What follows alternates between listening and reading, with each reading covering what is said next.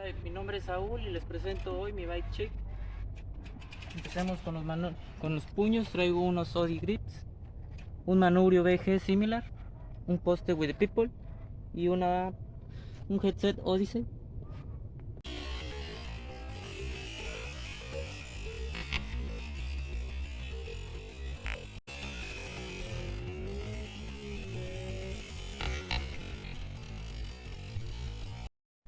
De horquilla traigo una Primo de 10 milímetros parece, o 15, de las patitas, muy cómoda, con una masa Colony Watts, un aro Alex Supra, una llanta Hunter HTR con un PEC BG con funda de PVC.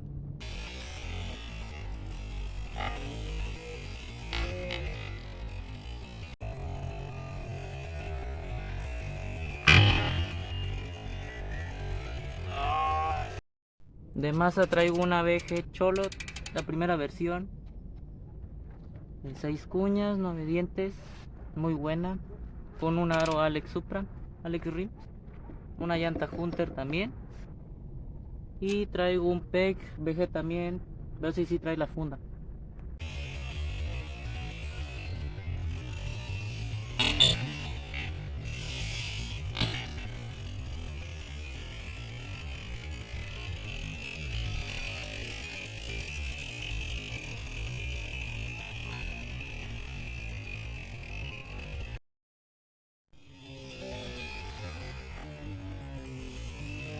Yeah.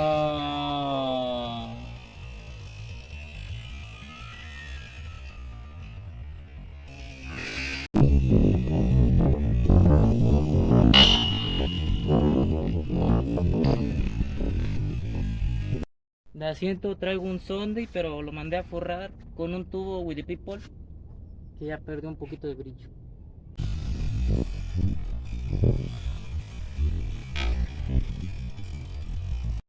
De pedales traigo unos Odyssey Twisted Pro con unas bielas premium 175 milímetros en 22 con un plato Stranger de 28 tiempos.